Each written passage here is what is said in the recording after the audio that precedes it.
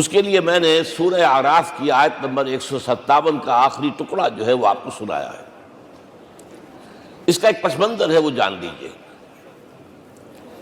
آپ کو معلوم ہے کہ جب حضرت موسیٰ بنی اسرائیل کو لے کر مصر سے نکلے ہیں، اس کے بعد مرحلہ آیا کہ اللہ تعالیٰ نے حضرت موسیٰ کو کوہ طور پر طلب فرمایا تورات عطا کرنے کے لیے۔ ان کی غیر حاضری میں ایک فتنہ کھڑا ہوا اور کچھ لوگوں نے ایک بچڑا بنا کر اس کی پرستش شروع کر دی بنی اسرائیل میں سے، سامری کا بنایا ہوا بچڑا۔ جب حضرت موسیٰ واپس آئے انہوں نے یہ دیکھا تو بہت غضبناک ہوئے، اور پھر اللہ تعالیٰ کے حکم سے فیصلہ ہوا کہ 12 قبیلوں میں سے جن لوگوں نے بھی یہ شرک کیا ہے ان کو انہی قبیلوں کے لوگ خود قتل کریں۔ کئی ہزار اسرائیلی قتل ہوئے۔ یہ بہت بڑا یوں سمجھیے کہ پرج ہوا ہے اس قوم کے اندر۔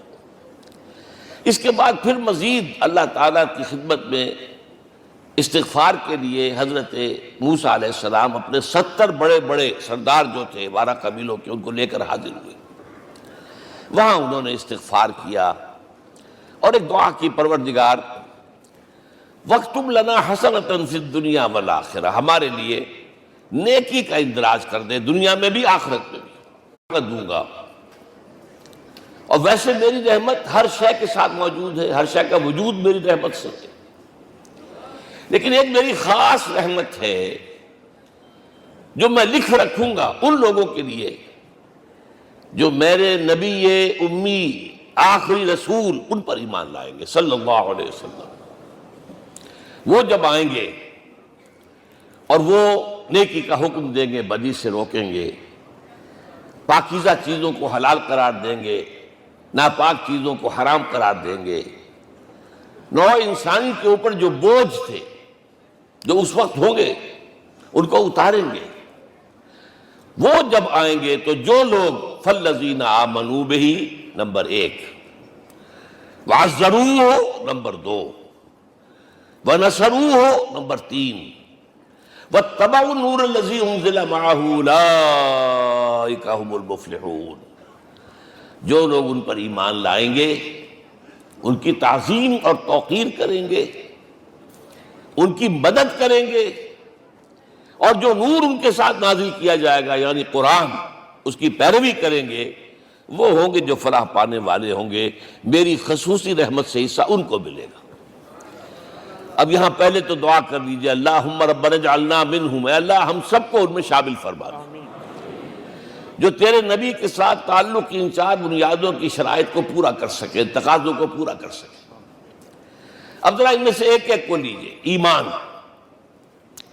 جانی پہچانی چیز ہے، ایمان جسے کہتے ہیں، اس کی تشریح میں جانے کی ضرورت نہیں، وقت بھی محدود ہے، لیکن ایک بات سمجھنے کی ہے بہت ضروری۔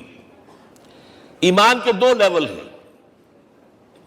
ایک قانونی ایمان ہے جس کی بنا پر ہم ایک دوسرے کو مسلمان سمجھتے ہیں، اس کا تعلق اقرار باللسان کے ساتھ ہے، زبان سے کہنا اشہد ان لا الہ الا اللہ وحدہ لا شریک لہ واشہد ان سیدنا و مولانا محمد عبدہ ورسولہ۔ کوئی ہندو تھا، سکھ تھا، پارسی تھا، عیسائی تھا، یہ کلمہ کہے اور اسلام میں آ گیا۔ لیکن یہ زبانی کلامی ایمان جو ہے یہ انسان کی سیرت و کردار پر اثر انداز نہیں ہو سکتا۔ یہی وجہ ہے آج ہم دیکھ رہے ہیں مسلمان ہی جھوٹ بھی بول رہا ہے، مسلمان ہی بے ایمانی بھی کر رہا ہے، مسلمان ہی خیانت بھی کر رہا ہے، مسلمانوں کے لیڈر بلینز کی خیانت کر رہے ہیں۔ یہ کون ہے؟ سب مسلمان ہیں۔ وہ اس کی وجہ کیا ہے کہ ہم صرف قانونی مسلمان ہیں اور ہمارا ایمان قانونی ایمان ہے۔ اس کے لیے اسلام کا لفظ قرآن میں آیا ہے سورہ حجرات میں، قالت الاعراب آمنا قل لم تؤمنوا ولکن قولوا اسلمنا۔ اے نبی یہ بدو کہہ رہے ہیں ہم ایمان لے آئے، ان سے فرما دیجئے تم ہرگز ایمان نہیں لائے ہو، یوں کہو کہ ہم مسلمان ہو گئے ہیں۔ ولما يدخل الایمان فی قلوبکم، ابھی تک ایمان تمہارے دلوں میں داخل نہیں ہوا۔ بہرحال اللہ کا شکر ہے اس نے ہمیں مسلمانوں میں پیدا کر دیا، ورنہ ہم میں سے کتنے ہوتے اگر کہیں اور پیدا ہو گئے ہوتے تو نعمت اسلام سے بھی ہم بہرہور ہو سکتے، کیا کہہ سکتے۔ اصل ایمان ہے جب وہ دل میں داخل ہو جائے، یقین بن جائے۔ اسی لیے بچپن میں یاد کیا ہوگا ایمان مجمل، آمنت باللہ کما ہوا باسمائہ و صفاتہ وقبلت جمیع احکامہ اقرار باللسان و تصدیق بالقلب.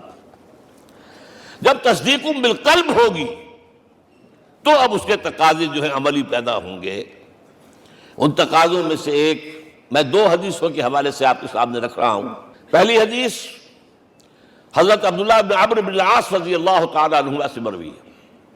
لا یؤمن احدکم حتی یکون ہواہ طبعا لما جئت بہ.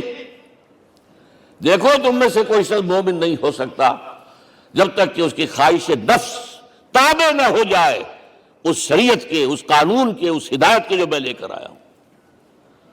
اگر عملاً تابع نہیں ہوئے تو حقیقتاً مومن نہیں ہو. دل میں جھانکو. Do I really believe that Muhammad is the prophet of Allah? Do I really believe that Quran is the word of God? کبھی جھانکیے گا اندر، جواب ملے گا صحیح آپ کو. کیا کنوکشن ہے؟